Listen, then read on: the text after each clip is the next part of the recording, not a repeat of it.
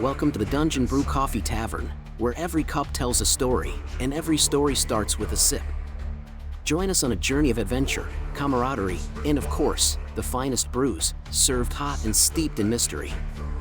From dragons to ancient legends, we're brewing up more than just coffee. Today's tale begins, like many others, steam curling from mugs, the scent of roasted beans mingling with spiced bread fresh from the oven. But peace doesn't last long at the crossroads. A rumble of boots, voices, and the clatter of travel-worn gear spills through the doors. But before we dive into today's adventure, a quick word from our sponsor. Plot holes. They lurk in the shadows of your story, waiting to derail your narrative when you least expect it. But don't worry, A Fiction Writer's Guide to Plot Holes by author Anne Snizek is here to help. This handy guide gives you the tools you need to spot, fix, and prevent plot holes before they become a problem. Ready to keep your story airtight? Grab your copy on Amazon today.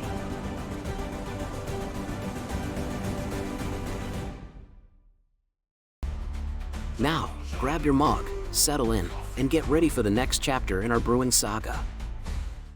Episode 37, Quest, Queen, and Viking Mead. Today, the tavern isn't just a resting place. It's a stage for riddles, rhymes, and the desperate requests of wandering adventurers. Seek we a token from dragons so true. Without it, our quests are as dust on the shoe. A hush spreads, then bursts into whispers. Several travelers nod vigorously, waving parchment scrolls and riddled maps.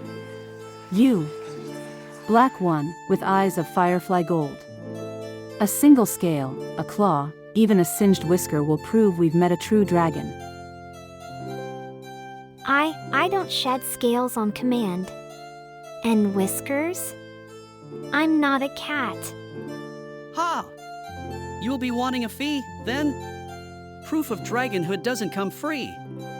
Maybe a pouch of coin for a sniff of smoke, eh? The red and gold fledgling dragon puffs his chest, enjoying the attention. Meanwhile, Java shrinks toward the counter, trying to disappear behind a stack of mugs. Please, mighty ones. Without proof, the riddles bar our way. The queen herself may deny our passage. Oh, don't worry, brave questers. Here, behold. Authentic dragon scales. Straight from the mighty worm of the pantry. Truly? Bradicus. What? They've never seen toasted oats before. Let 'em believe. The travelers argue amongst themselves, half suspicious, half convinced. Java peeks out, eyes wide, while Nived lets out a chuckle like a crackling fire. You, healer of cats, keeper of the tavern, will you swear these are real tokens? No. I'll swear you're tired and thirsty. Sit. Have a drink first. Dragons or not, no good comes from pestering folk before supper. The crowd grumbles but begins to settle, drawn by the smell of brewing coffee. And through the low hum of voices, another whisper spreads like a ripple across a pond. They say, Queen Lady Tess is on the road. She'll pass this way by nightfall. All eyes turn toward the baby dragons once more. Suddenly, it isn't just a token they're after, it's proof enough to impress a queen. As the tavern fills with riddlers, a deeper sound rolls in from the fields outside, voices raised in rough harmony, the pounding of boots, and the clatter of shields. Vikings. A company of them has stopped at the crossroads, their laughter echoing as they stake claim to the meadow beside the tavern. Mead. I'd know that smell anywhere. Strong, sharp, and sticky sweet. Mead and Vikings. Now this will be an evening worth staying awake for. Within moments, the door bursts open. Three rugged figures stride in, furs damp with travel, each bearing a great horn carved with runes. Hail, tavern folk! We've brought barrels of the gods' nectar, a gift for good company and stout conversation. Barrels? How many barrels? Enough to float a ship, little one. They set their horns on the counter with a thud that rattles the mugs. Their voices soften, though, when their eyes fall to the window at the back of the tavern, where neat rows of wooden hives hum with quiet, busy life. Bees. You keep bees here? I do. Gentle ones. Their honey keeps the tavern sweet and the guests mended. That honey's clear as mountain spring water. You'd sell to us?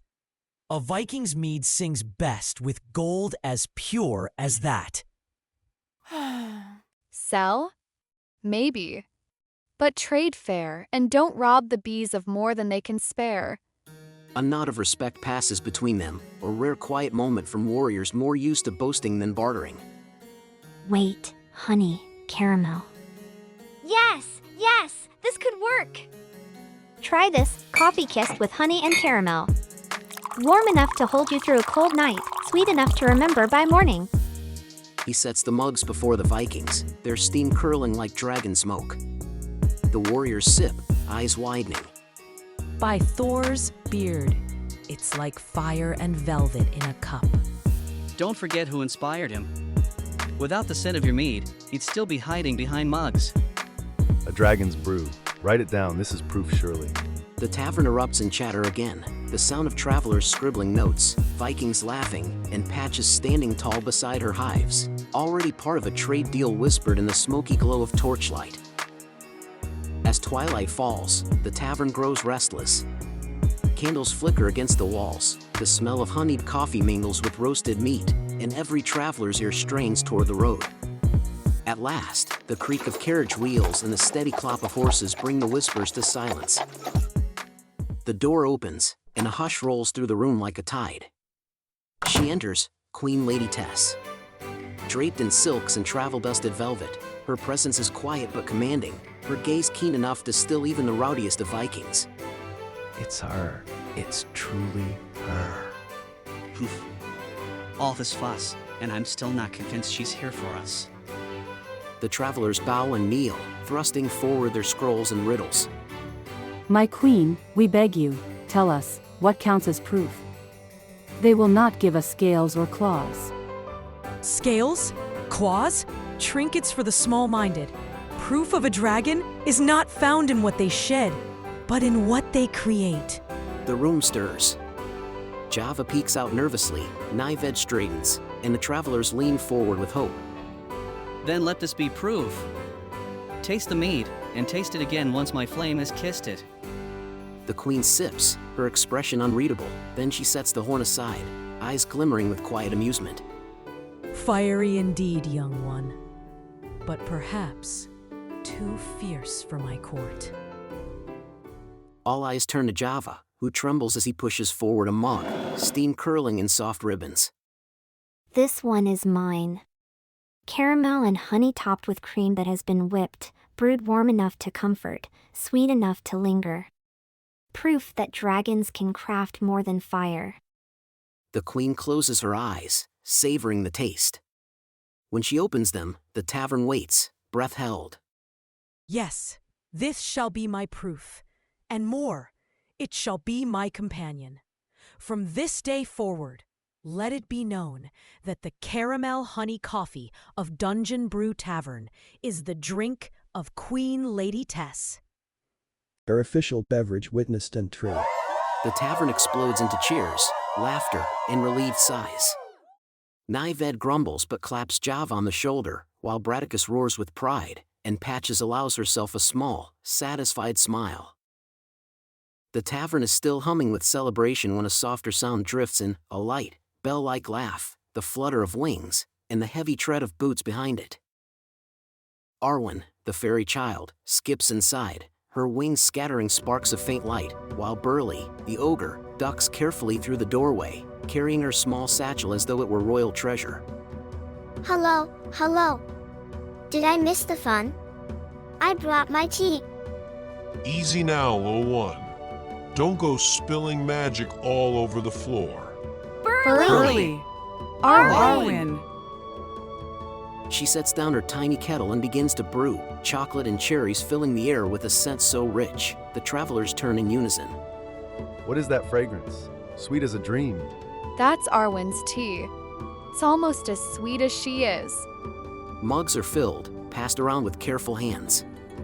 The Riddling travelers sigh with delight, Vikings hum approval, and even Nived takes a cautious sip before nodding in begrudging admiration. Hoof. It's not bad for something without fire.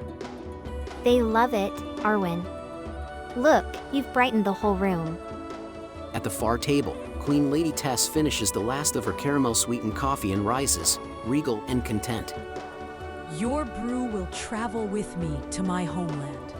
I'll see your name and this tavern spoken with favor in my halls. Thank you, Queen Lady. I'll have it ready, always. She departs with her retinue, the sound of carriage wheels fading into the night, leaving behind a promise of royal patronage. As darkness deepens, the Vikings return to their fires in the meadow, raising their horns high. The travelers tuck away their riddled scrolls, satisfied with proof enough to continue their journeys. And in the tavern, Arwyn dozes at the counter, her empty kettle beside her, while Burley scoops her up with care. Come on, little one. Time for dreams. So ends another evening at the crossroads, a place where honey and mead, tea and coffee, and the laughter of strangers weave themselves into legend. The fire is low, the mugs are empty, and tonight's tale has come to an end. But the journey is far from over. Thank you for gathering with us at Dungeon Brew Coffee Tavern, where adventure brews with every sip. Join us next time as new challenges arise, mysteries deepen, and the magic of the tavern unfolds. If you enjoyed this taste of adventure, don't forget to like this video, subscribe to our channel, and hit the bell so you never miss a new episode. We'll save a seat for you at the tavern. See you soon.